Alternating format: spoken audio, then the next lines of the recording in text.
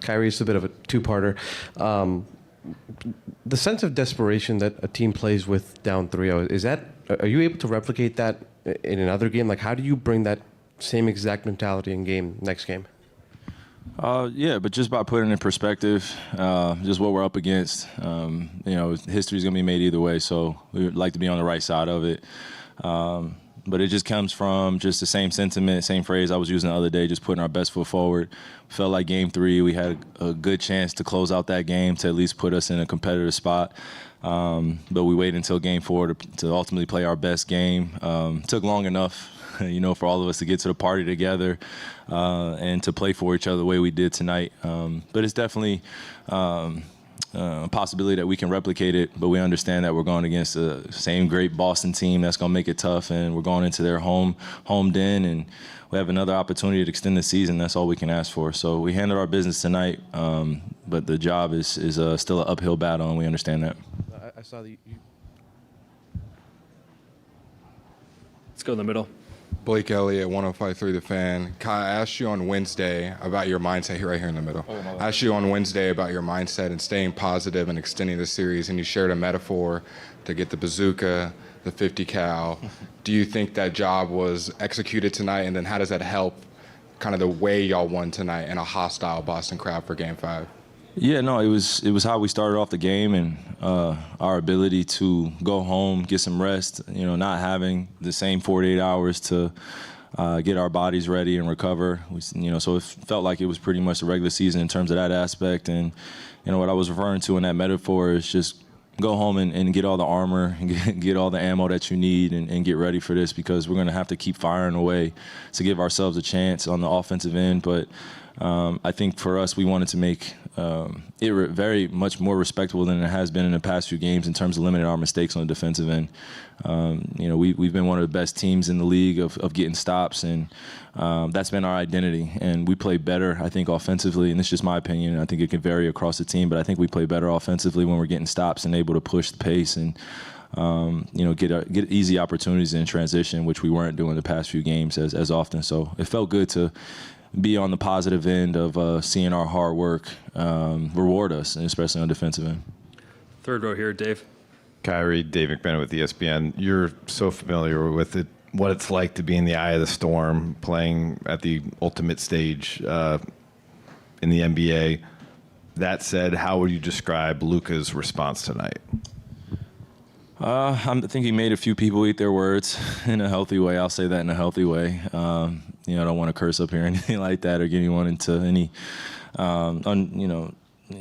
unnecessary beef, right, between us and us players and the media. But I think this is his first opportunity and first taste of what it's like to be on this stage and to not play up to your capabilities, or to be out there towards the end of the game where every mistake is magnified. I think that's probably what I'm really referring to, is when every mistake is magnified, there is going to be a response, and that's you guys' job to give us your criticism, and then we go home and deal with it in a healthy way, hopefully. But I think with Luka, just like I've been reiterating to the guys, just stay off of social media as best you can, man, and just enjoy the moment that we're in. And it's not just about making it this far. It's about figuring out the little nuances to get wins on this stage. That's what it's about for us as competitors, and that's where our focus should be. So he responded very well, and I expected it. I think a lot of people expected it too that have seen Luka, have known Luka, but just didn't know how it was going to happen. And he made some things happen tonight that I was very proud of him, and he grew. And that's what we've been talking about too since the beginning of the series, is our growth and us trending in the right direction and figuring out how we get wins together as a group, with all those external factors still going on. How do you still lock in? How do you still focus in? How do you breathe through some of those mistakes? And I think he did a great job of that tonight. So hopefully we can still extend this series going into Game 5, but we know we still have to play our best, and we have to control what we control. Yeah. Fourth row, Ramona. Kyrie, Ramona Shelburne, ESPN. You talked the other day about how Boston really knows your game because you were there, you know those guys, and that was the challenge you had to meet yourself, of them just really knowing how you play. Yeah, how many games was it that they had in a row? Was it 17? Yeah. Yeah. And how have you been able to take that? Like, when somebody knows what you do, how have you been able to evolve throughout this game and maybe the last half of the last game too? It's taken time, I tell you that. And it's difficult because as as a competitor, you try not to display all your emotions out there to give an edge, but when you're going against some of the best, they're going to use everything to their advantage, and I think they've been able to do that, and that's why I refer to just having my number or knowing my game very well. And I think I was able to take a step back too and talk to my teammates a little bit more about just what that pressure can feel like, not just from losing to a team, but just going against a team and knowing that they're doing everything possible to stop you, but it's a team game. So I have to really rely on my teammates, and I think we all did a great job of that tonight, of just continuing to support each other. And it's not just me versus Celtics or Luka versus Celtics or anyone versus the media. It's us, against the world, sort of say, and going against this good Celtics team. You saw all those Celtics fans in there tonight. So they travel in packs. When we go back to Boston, there's going to be a bunch of them yelling a whole bunch of crazy stuff still. But I think we've been able to grow and face kind of this adversity head on, and we're figuring out each other in a crazy way during the highest stage of basketball. So it's a beautiful thing, but it's also can be chaotic if you don't know how to stay poised through it. So I think we're figuring out each other throughout those phases. Appreciate the question, Ramon. 6th row, Vinny. Kyrie, Vince Goodwill, Yahoo Sports. Before the game tonight, Jason had an impassioned sort of defense of the criticism to Luka. Rightfully so. Yeah. What does it mean when the coach goes out of his way to have his players back unprompted like that, like feeling that support? I think it shows you how important it is to have quality leaders in the locker room, and somebody that's been through it, somebody that can talk through it, and also somebody that's more than willing to sacrifice themselves to take the bullets and the brunt of the responsibility, because he knows how important it is for us to focus on the right things. We can't be focused on trying to answer all these unfair critical questions. I mean, some of them may be fair, right? But I think if you're not necessarily out there playing with us, it's going to be hard for us to connect, if you're talking shit about one of our teammates. And we're not going to go for it. And I think that's what you're seeing, not just from us, but our head coach. He's dealt with his fair share of criticism from some of you guys in this room and some guys in the past, and some of you criticize him as a coach, rightfully so, like I said.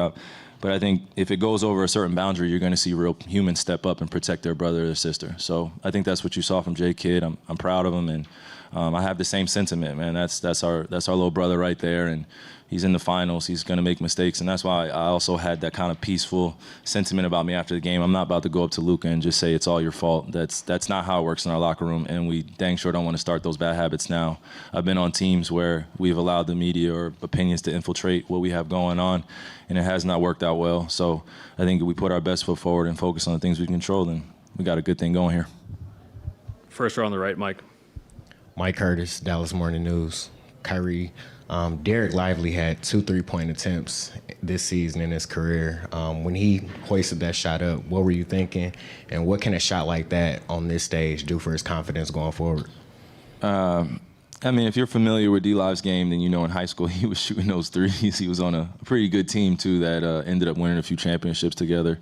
But D-Live had an expanded game, sort of say, when he was in high school. It's crazy. I was watching highlights not too long ago, but when he shoots that, I have the utmost confidence. I think it surprised a lot of people in the arena because of the attempts and that he hasn't had yet. But for him to step up and shoot that shot, we needed it, and created a little bit more separation in the game. It eased everybody else out, and it eased everybody else's feelings that were out there with him. And when you have our one of our vocal leaders making a three like that, you best believe he's going to come to the bench and let everybody know he made that shot. So everybody was happy for him, and we knew it was a big shot. So, man, more credit to him. Want him to keep working on it. But I don't know if he shoots it again, but if he's open and shoots it, then we have the confidence in him. 1st row, Tim. Tim McMahon, ESPN. You talk about poise a lot. I know that's something you've worked with Luka on in terms of not letting frustration affect his focus.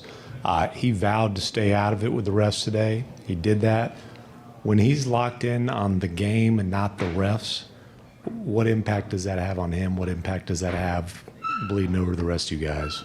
Yeah, well, Tim, I think what we have to also account for is we're in a very physical game. So when you're getting beat up like that, out there every single play down, you're going to have something to say to the refs. And in Luka's case, his relationship with the refs is not always the healthiest during games. And, the referees are humans too, so we have to respect what they do. They're just a big part of this game too. It could sway either way. And I think what you're seeing is him just taking accountability as best he can at this point in his life. And, he's a young person still trying to figure it out. So I give him that grace. But also we got to give him a little tough love where, we let him know and reiterate that you got to stay off those guys a little bit. So I think it's just lessons being learned. And when he is locked in like that and he's not paying attention to the refs, he is, a huge, impactful player for us and a great leader for us. So we just want him to stay consistent on that and not be too hard on himself either if he's going to do that. If he gets a tech, so be it. No one's fratting the eye, but if we're trying to get back into the game and we need the refs, then there has to be a different perspective, a different approach you got to take. So sometimes a good conversation works with the refs. Sometimes eye-to-eye conversation works with them. But when you're shit-talking them and MFing them all the time, it could get to them too. So I'm not saying that we're all perfect, but we got to use everything to our advantage on a positive note. Thanks, Kyrie. Yep.